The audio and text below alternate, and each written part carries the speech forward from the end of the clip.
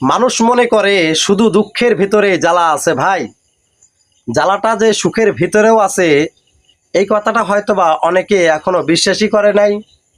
তবে শুনে রাখুন, যুক্তিতে যদি আসে তবে অবশ্যই অবশ্যই ভালোবাসা চাই। সুখের জ্বালা হলো কষ্ট। এই সুখ পাওয়া লোকগুলো অল্পতেই ভেঙে পড়ে, অল্প দুঃখ কষ্টতেই অনেক কষ্ট মনে করে। আর কষ্টে থাকা মানুষগুলোকে দেখবেন, এরা শত কষ্টের মাঝেও হাসে। বিশ্বাস করেন, তারা হাসে।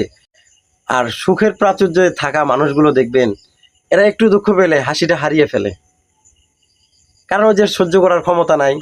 তাই আমি একটা গল্প লিখেছি ভাই, শুনে যান। যদি ভালো লাগে তাহলে অবশ্যই অবশ্যই একটু হলেও ভালোবাসা দিয়ে যাবেন। সুখের চেয়ে দুঃখ ভালো, শুনেছি জ্ঞানী মানুষেরাই কয়। ও ভাই, সুখ যে আসে অল্প দিনের জন্য, বেশি দিনের জন্য নয়। হ্যাঁ, সুখ প্রতিটা মানুষের জীবনে আসে, দেখবেন অল্প দিনের জন্য, বেশি দিনের জন্য নয়।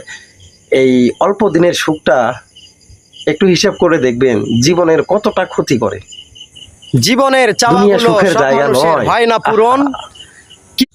মানুষ মনে করে শুধু দুঃখের ভিতরে জ্বালা আছে ভাই, জ্বালাটা যে সুখের ভিতরেও আছে এই কথাটা হয়তোবা অনেকে এখনো বিশ্বাসই করে নাই। তবে শুনে রাখুন, যুক্তিতে যদি আসে তবে অবশ্যই অবশ্যই ভালোবাসা চাই।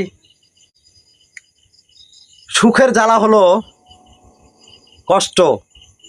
এই সুখ পাওয়া লোকগুলো অল্পতেই ভেঙে পড়ে, অল্প দুঃখ কষ্টতেই অনেক কষ্ট মনে করে।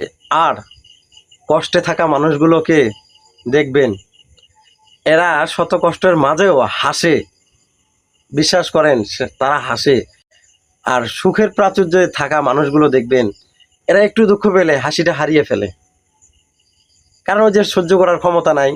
তাই আমি একটা গল্প লিখেছি ভাই, শুনে যান। যদি ভালো লাগে তাহলে অবশ্যই অবশ্যই একটু হলেও ভালোবাসা দিয়ে যাবেন। সুখের চেয়ে দুঃখ ভালো, শুনেছি জ্ঞানী মানুষেরাই কয়। ও ভাই, সুখ যে আসে অল্প দিনের জন্য, বেশি দিনের জন্য নয়।